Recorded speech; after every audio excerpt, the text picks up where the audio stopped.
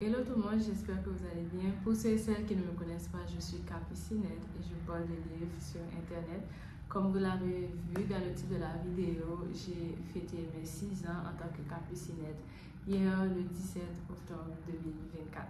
Donc dans la vidéo d'aujourd'hui, je vais vous parler de ma chaîne, de ce que je fais depuis déjà 6 ans, mes lectures favorites, ce que j'ai aimé, ce que je n'ai pas aimé, toutes les expériences positives que j'ai eu à faire durant ma carrière de Capucinette.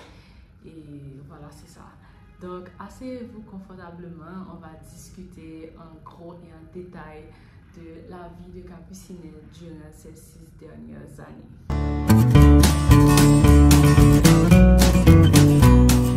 Alors, je vais refaire une introduction sur la personne que je suis. En temps normal, je suis Smaïka Chérie, mais sur les réseaux sociaux, je suis Capucinette. Et j'ai adopté ce nom en octobre 2018 où j'avais commencé à faire la promotion de la lecture sur Instagram et sur YouTube. Donc, à chaque fois que je parle de mes débuts de Capucinette, je ne peux pas oublier de mentionner la personne qui m'avait poussé à créer cette page Instagram. Et si tu passes par là, hello Marie, j'espère que tu vas bien.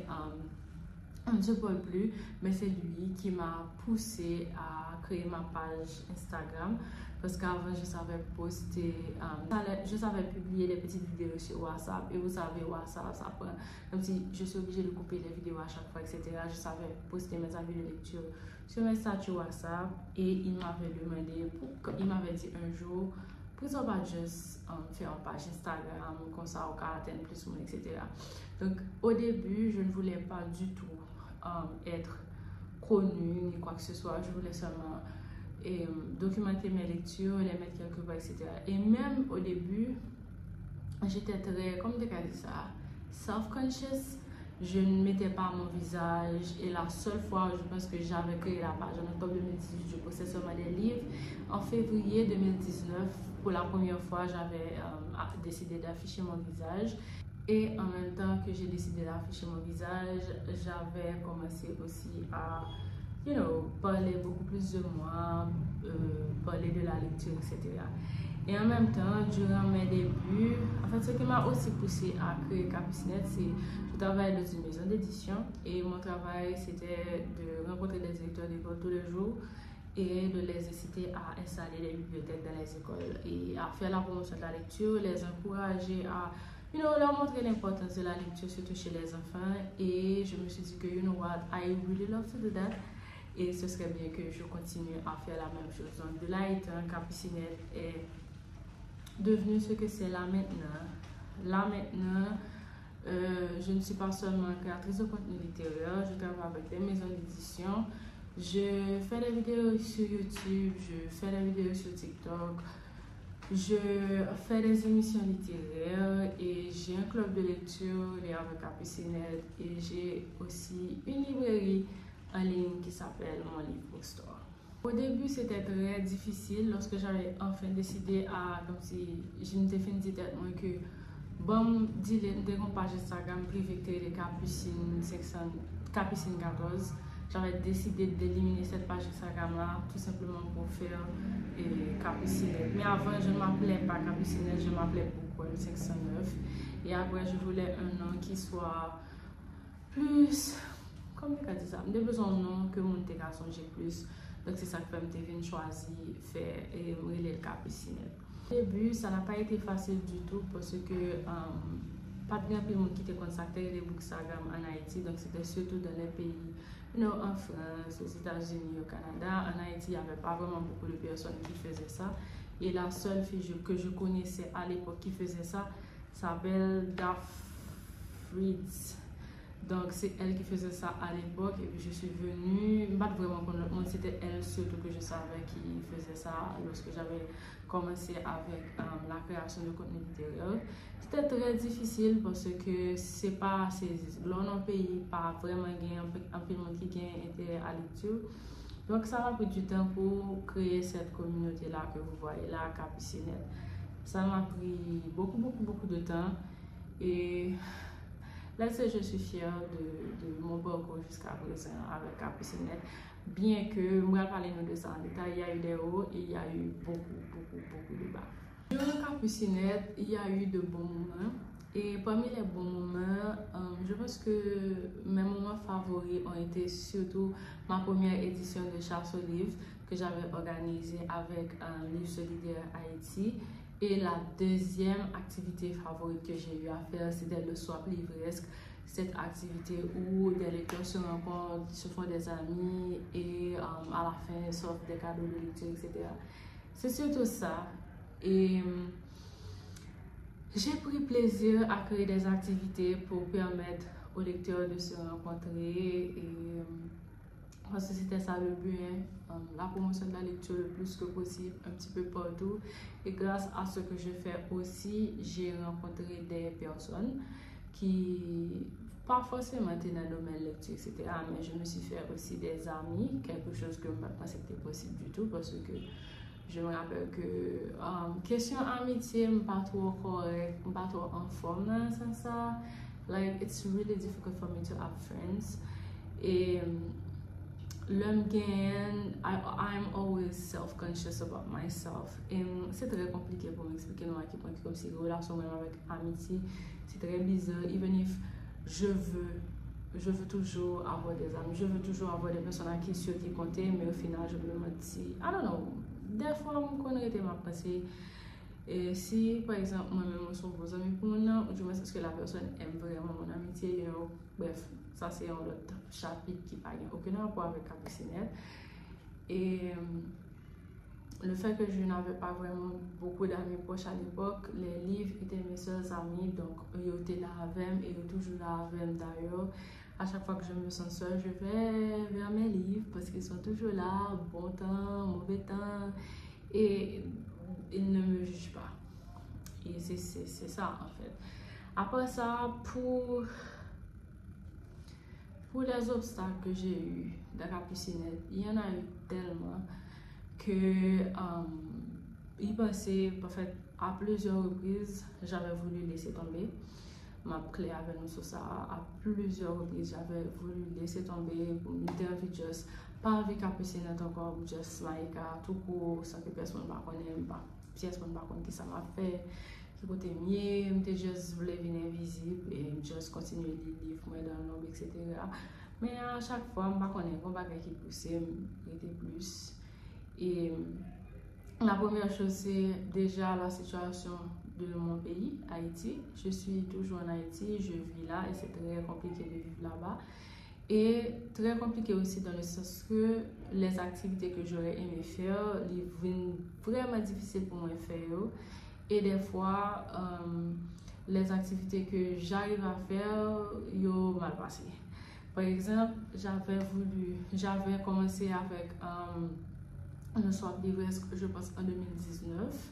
Et chaque année, j'organisais le swap livresque. C'était l'activité, mon activité de l'été. Et à un certain moment, j'avais tellement de personnes qui voulaient participer au swap livresque. Et puis, non édition, j'avais décidé de faire payant, you know, parce qu'il y avait des dépenses à faire, etc.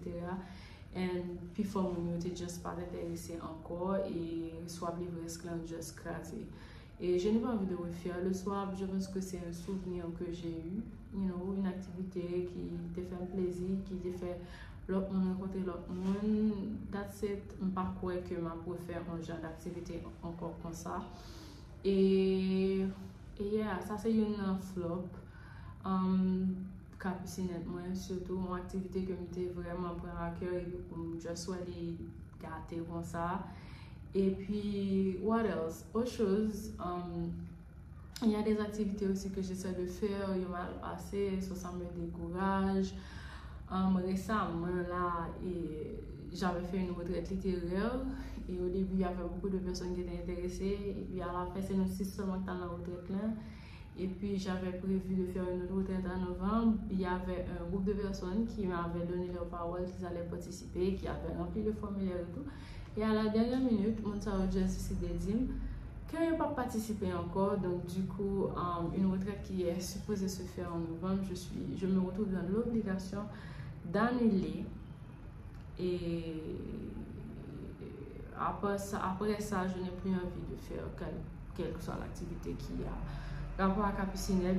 Pendant un moment, je juste camper. S'il y a des activités, je participer là-dedans, mais moi-même, j'ai décidé de prendre une pause, plus d'activités pour moi.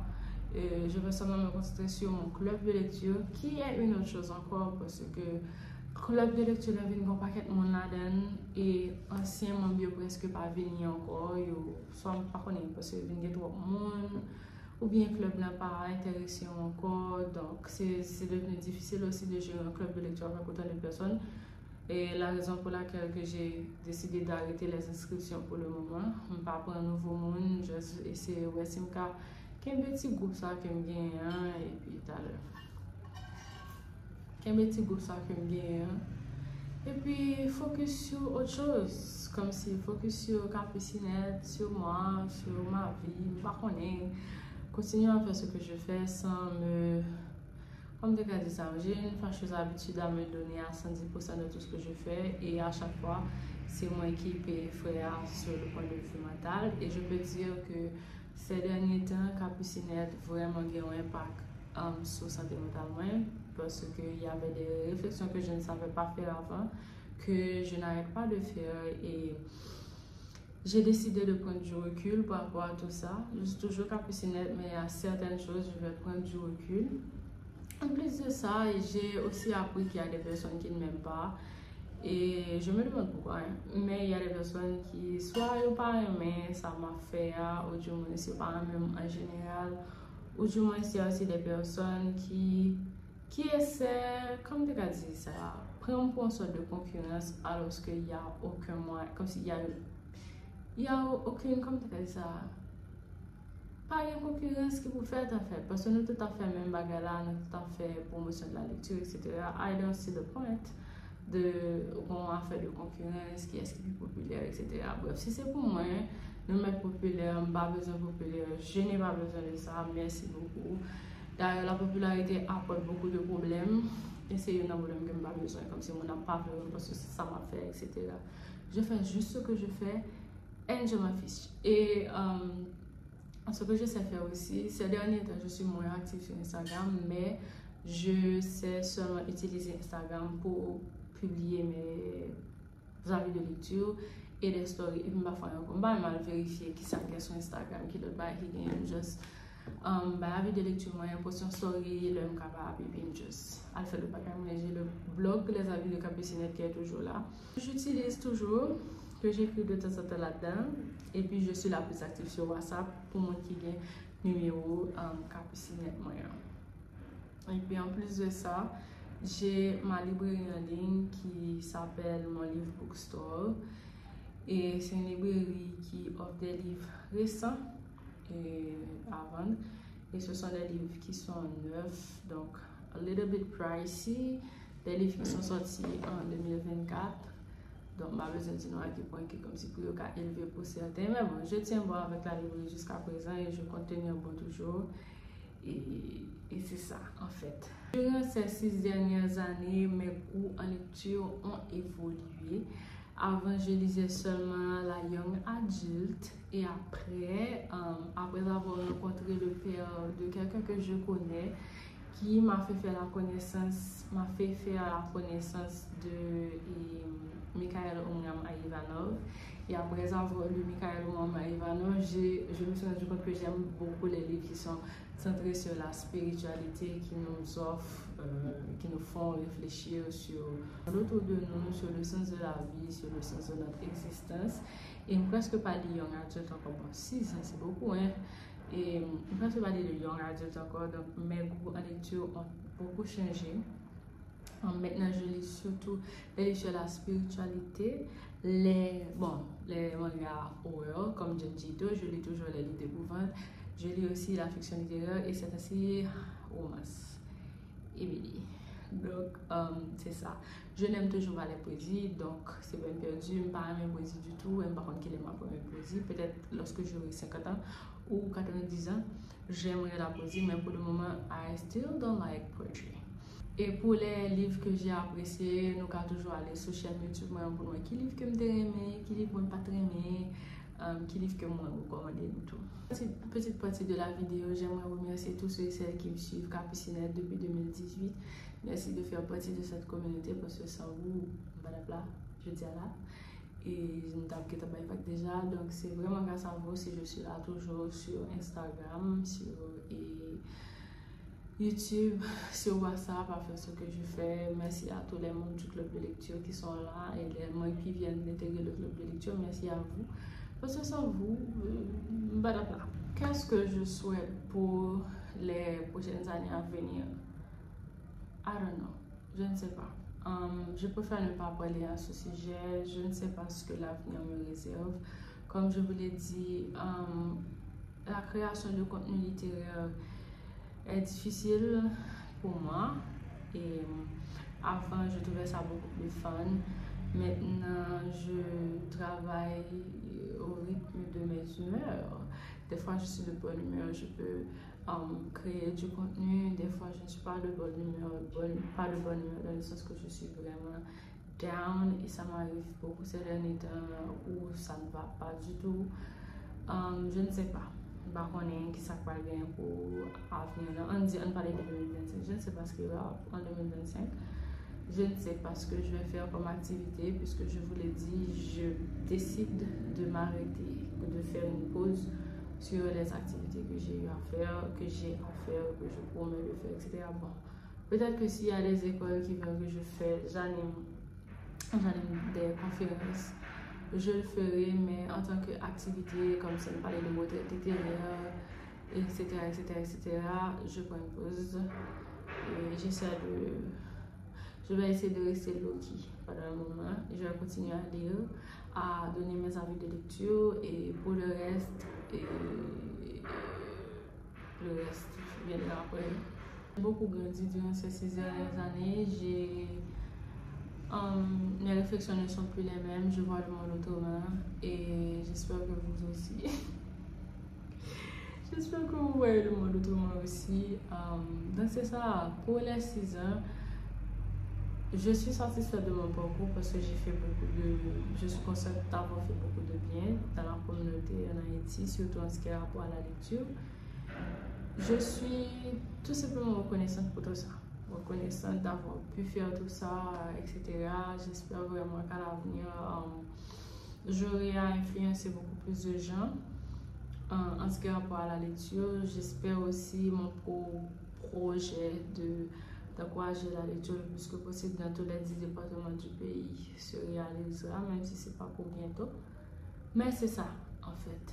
Je voulais faire cette vidéo juste pour parler de ces 6 dernières années, pour vous parler de comment ça s'est passé ces 6 dernières années, comment je me sens par rapport à la création de contenu littéraire. As you know, as I told you, I'm not at my best. It's been really difficult for me to create contents et on publie des vidéos YouTube, on le conserve. Bon, sur YouTube, c'est presque, je me demande si sur YouTube, on va faire vidéo en anglais plutôt, comme si, parce que les Haïtiens, j'ai l'impression qu'ils n'utilisent pas vraiment YouTube et plus sur leurs réseaux sociaux.